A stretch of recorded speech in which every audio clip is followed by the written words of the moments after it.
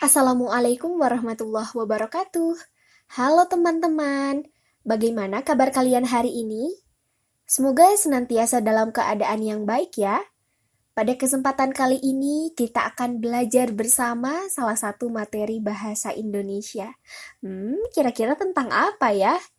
Supaya kalian tidak penasaran, tolong simak video ini sampai akhir. Sebelum itu, alangkah baiknya kita berdoa terlebih dahulu sesuai kepercayaan masing-masing, supaya ilmu yang kita dapatkan bisa bermanfaat dan berkah untuk hidup kita. Berdoa dimulai. Berdoa selesai. Baik, kali ini kita akan belajar bersama mengenai puisi.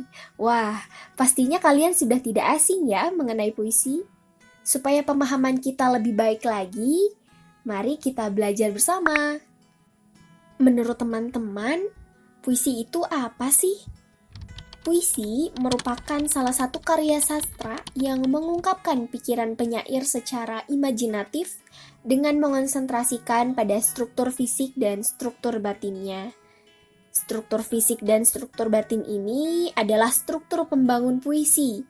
Nanti kita akan membahas hal ini secara khusus. Sebelum itu, apa sih perbedaan puisi dengan karya sastra lainnya? Pada kriteria pembagian sastra dapat kita lihat dari situasi bahasanya. Pada situasi bahasa prosa, misalnya cerpen, pencerita tokoh sebagai pembicara disampaikan pada tokoh pendengar, bisa juga terjadi antar tokoh di dalamnya. Misalnya, apabila ada seorang yang berbicara, tetapi dia dapat mempersilahkan pelaku-pelaku lain untuk berbicara, maka teks bersifat naratif atau menceritakan sesuatu. Dalam drama, interaksi terjadi secara timbal balik antar tokoh sebagai pembicara dan pendengar. Maka dari itu, pada drama berbagai pelaku dapat sama-sama berbicara. Secara prinsip semua pelaku sama rata, silih berganti angkat bicara dan mendengarkan. Sedangkan puisi terjadi dari aku lirik sebagai pembicara kepada pendengar. Misalnya satu orang juru bicara, maka dari itu puisi bisa disebut sebagai teks monolog. Lalu, apa itu aku lirik? Aku lirik adalah tokoh yang dijelmakan atau dihadirkan oleh pengarang sebagai sudut pandang puisinya. Misalnya dalam puisi Aku karya Chairil Anwar, dalam salah satu liriknya berbunyi, "Aku ini binatang jalang." Berarti aku liriknya itu adalah aku. Puisi dibangun dari dua struktur. Yang pertama ada struktur lahir atau fisik, yang kedua ada struktur batin. Nah, struktur lahir merupakan struktur yang membangun puisi secara eksplisit atau nampak dalam bentuk susunan kata-katanya. Sedangkan struktur batin merupakan struktur pembangun yang kehadirannya itu secara implisit atau tidak tampak langsung dalam penulisan kata-katanya. Mari kita kupas terlebih dahulu bahasan struktur lahir atau fisik. Pada struktur ini, yang pertama ada diksi. Diksi merupakan pemilihan kata-kata yang dilakukan penyair dalam puisinya. Dalam menulis puisi, penyair harus cermat memilih kata-kata agar dapat mewakili makna yang hendak disampaikan, serta dapat menimbulkan efek estetis atau keindahan yang diinginkan. Kata-kata yang dipilih penyair berdasarkan pertimbangan dari aspek makna efek pengucapannya, serta dapat mewakili pikiran dan suasana hati penyair. Diksi muncul karena adanya makna kias atau lambang dan persamaan bunyi atau rima. Berikutnya imaji. Imaji merupakan kata atau susunan kata-kata yang dapat mengungkapkan pengalaman indrawi atau sensoris. Jenis-jenis imaji dalam puisi ada imaji visual, yaitu pengimajian dengan menggunakan kata-kata yang menggambarkan, seolah-olah objek yang dicitrakan dapat dilihat. Lalu ada imaji auditif, yaitu pengimajian dengan menggunakan kata-kata yang menggambarkan, seolah-olah objek yang dicitrakan dapat didengar. Kemudian imaji taktil, yaitu pengimajian dengan menggunakan kata-kata yang menggambarkan, seolah-olah objek yang dicitrakan dapat dirasakan. Struktur fisik berikutnya yaitu kata konkret. Kata konkret merupakan kata yang memungkinkan munculnya imaji karena dapat ditangkap oleh indera. Hal ini berkaitan dengan kemampuan wujud fisik objek yang dimaksud dalam kata tersebut untuk membangkitkan imajinasi pembaca. Contohnya pada kata salju yang berwarna putih dan dingin bisa digunakan untuk menyampaikan makna kias tentang kesucian, kehampaan, ataupun rasa dingin. Berikutnya majas atau bahasa figuratif.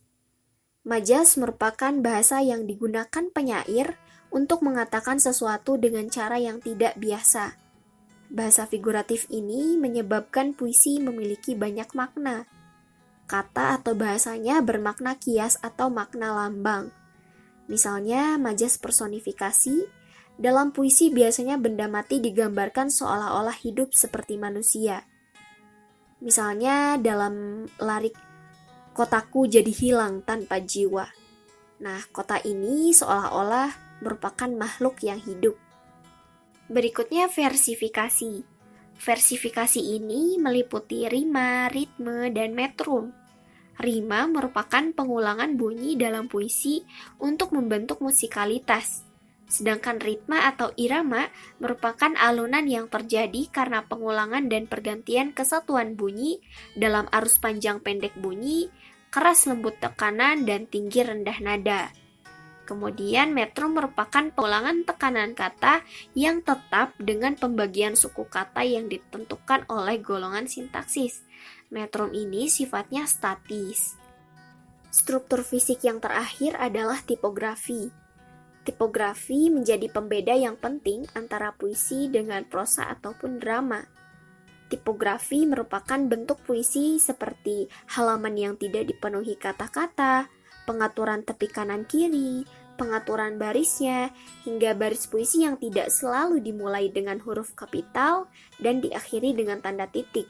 Hal tersebut sangatlah menentukan pemaknaan terhadap puisi.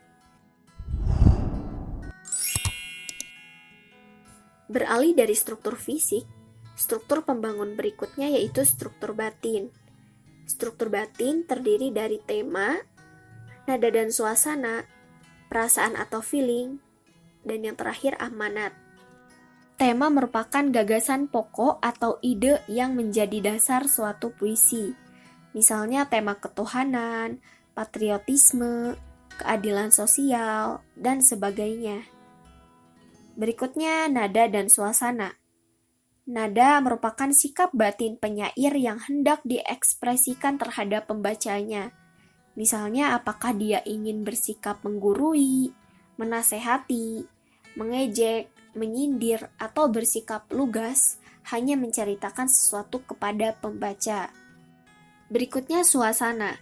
Suasana merupakan suasana batin pembaca setelah membaca puisi tersebut, atau akibat psikologis yang ditimbulkan puisi terhadap pembaca. Nada dan suasana saling berhubungan, karena nada puisi menimbulkan suasana terhadap pembacanya. Misalnya, nada duka yang diciptakan penyair dapat menimbulkan suasana iba hati pembaca. Nada religius dapat menimbulkan suasana khusyuk bagi pembaca, begitupun seterusnya. Berikutnya perasaan atau feeling. Struktur batin tersebut merupakan suasana perasaan penyair yang ikut diekspresikan dan harus dapat dihayati oleh pembaca. Misalnya, sikap simpati dan antipati, rasa senang dan tidak senang, rasa benci, rindu, setia kawan. Hal tersebut merupakan sikap penyair yang menyebabkan perbedaan perasaan penyair dalam menghadapi objek tertentu. Struktur batin yang terakhir yaitu amanat. Amanat merupakan maksud yang hendak disampaikan atau himbauan atau pesan ataupun tujuan yang hendak disampaikan oleh penyair. Amanat tersebut dapat ditelaah setelah kita memahami tema, rasa, dan nada puisi. Baiklah teman-teman, pembahasan mengenai puisi saya cukupkan sampai struktur pembangun puisi. Berikut merupakan rujukan materi mengenai apa yang saya sampaikan kali ini. Pada video selanjutnya, kita akan berlatih bersama menganalisis struktur lahir dan batin dari sebuah puisi. Maka dari itu, ikuti terus konten-konten saya selanjutnya ya. Sekian yang dapat saya sampaikan. Mohon maaf apabila terdapat kekeliruan. Semoga apa yang kita pelajari senantiasa bermanfaat dan berkah. Terima kasih sudah menyimak hingga akhir. Jika kalian berkenan, bisa dukung saya dengan menekan tombol subscribe dan like, serta berkomentar di kolom komentar. Saya tunggu kritik dan saran yang membangunnya ya, supaya kualitas video berikutnya bisa lebih ditingkatkan lagi. Saya pamit undur diri. Wassalamualaikum warahmatullahi wabarakatuh. Sampai bertemu di video selanjutnya.